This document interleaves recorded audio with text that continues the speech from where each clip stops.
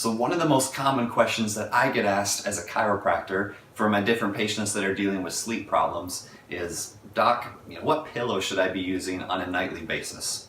So to answer that question, what I did was I brought some different examples of pillows to show you what might be a really good solution for somebody, but could be an equally bad solution for another person.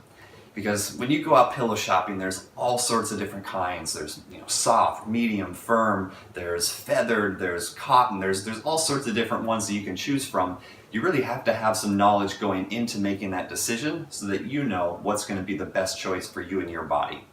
So what I want to do first, before I get into the actual examples of pillows, is lay some foundational information so that you can understand why one pillow might be a good choice for you, but could be a really bad choice for another person.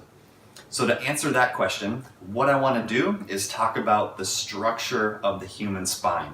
Because sleep is one of the big things that can cause things like neck pain, low back pain, headaches, and even further sleep problems if we're not doing it properly from a structural standpoint.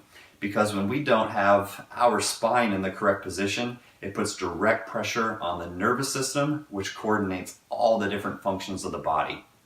So when we look at the human spine, the most important part for sleep is the neck itself.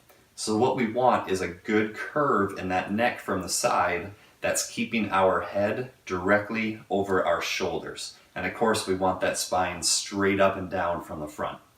So there's really three different ways that people sleep. One is on their stomach. And I gotta be honest, that's one of the worst ways to sleep because your head has to be turned to the side so that you can breathe. It just puts all sorts of pressure on the nerves in your neck. So I'm just gonna tell you right now, if you're sleeping on your stomach, really, really poor choice. And if you can do anything, don't even buy a different pillow at this point, just change the way that you're sleeping. The two other ways that people typically sleep is one, on their side, and then two, on their back. So I'm going to tell you sleeping on your back is probably your best choice. Sleeping on your side is a close second. It can work for some people. So let's talk about side sleepers first. If you're a side sleeper, you're going to want a pillow very similar to this.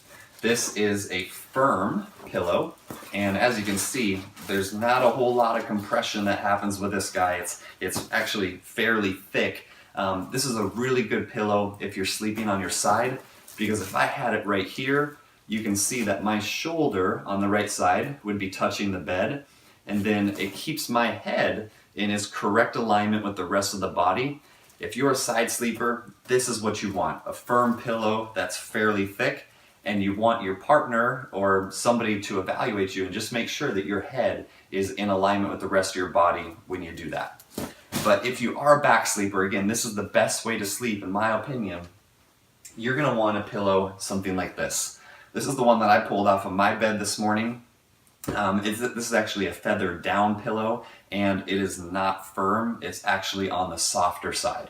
So as you can see, there's quite a bit of compression that happens with this. What I do before I go to bed is I punch a hole right in the middle. That's the hole that my head goes in, and then there's all this fluff on the front part to support my neck and really help my nervous system to function at its highest at night. So this is something that I would recommend if you're a back sleeper, is some sort of soft pillow that isn't very thick. But then I also brought one more because I want to talk about kiddos as well. So for kids, what you really want is a pillow that's very thin in nature, just because their bodies aren't as large as an adult's. So same thing, this is probably like a $2 or $3 Walmart pillow. Just super cheap. Actually has quite a bit of compression to it. So same thing, just go ahead and punch that hole in the middle. That allows this fabric in the front part to support their neck. It's really going to help your kids function at their highest level because their nervous systems will not falter during the night. So that's what I want to talk about in terms of pillows. If you're going and you're looking at a really high end as in terms of sleeping really, really well and having your nervous system function well at night, what I would do is look at something like this. These are specifically designed sleep rolls to ultimately help your nervous system function at the absolute highest level. So one is for your neck, one is for your low back, and they go right under your body where those curves are. So if this is your spine, that neck curve would go right back here, that low back curve would go right here. And ultimately, that's just going to help your nervous system and your spine function at its best so that you don't develop things like neck pain, low back pain, headaches, the different things that we can develop when we have poor sleep patterns. So if you are interested in something like that, again, that's super high end as far as taking your body to the next level.